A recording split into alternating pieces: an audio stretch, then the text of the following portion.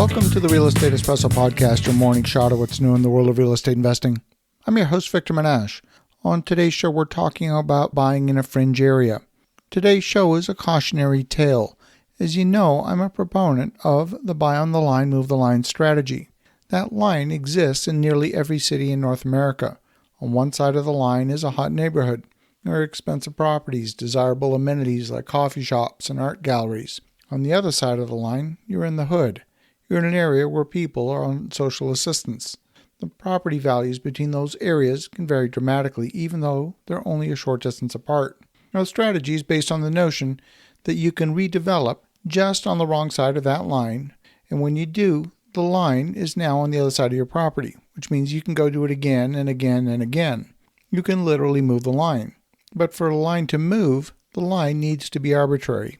If the line is a hard boundary, if it's a school district or a municipal boundary or a railway line, that boundary is going to be a lot more difficult to move. If you go too deep into the hood, then your project will probably fail. You won't get people to bridge that psychological boundary into the hot neighborhood. Now, earlier this week, I was approached by another developer who purchased a property in a fringe area. She talked about the proximity to the lake and how it was a short walk to some of the most beautiful parts of the city. But there were a few important details that were missing. She promoted the property as being close to the light rail system. Now, it's true, the property is about 350 yards from the rail line, but it's almost perfectly between two rail stops. The two closest stops are each 1 kilometer away, or about 6/10 of a mile. She's also about 6/10 of a mile from the lake. That doesn't meet the test of being close to the rapid transit system. It doesn't meet the test of being close to the lake. It's a brisk 15-minute walk to the lake. Not only that, you have to cross underneath a 12-lane highway. That long, dark underpass is about 250 feet across, and it would be considered an unsafe place for a single person to walk alone. That specific exit from the highway frequently has homeless people begging for money at the end of the off-ramp. Now, south of the highway, closer to the lake, there's significant redevelopment underway.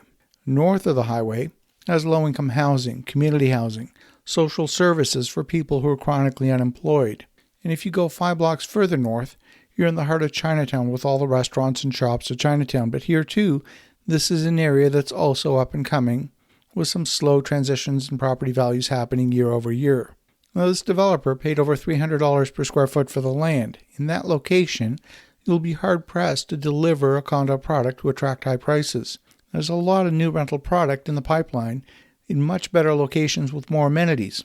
In fact, there's about 2,000 units of new construction in the pipeline that would represent competition if this project gets built. Now, I'm not going to disclose the specific location of this property out of fairness to the developer. I truly hope she succeeds. But I'm using this example as a cautionary tale.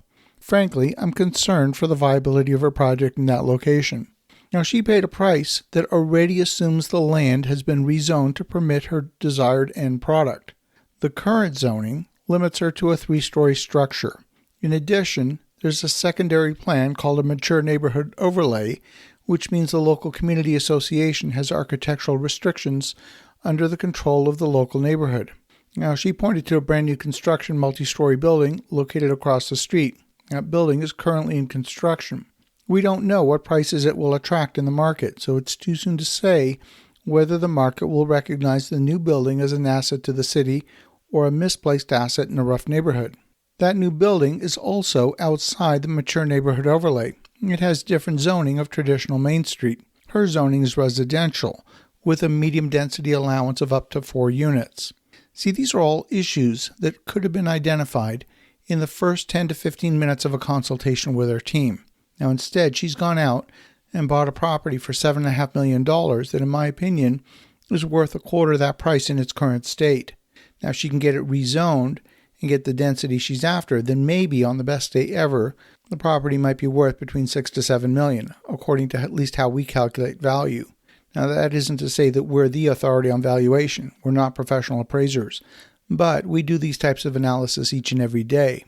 So you can buy on the line and move the line, but you have to find the right circumstances and context for moving that line. And most importantly, you have to enlist experts in performing your due diligence if you don't have that expertise in-house. Again, I truly hope this particular developer succeeds. I never like to see anybody fail, but I'm genuinely concerned for the viability of her project. as you think about that. Have an awesome rest of your day. Go make some great things happen. And we'll talk to you again tomorrow.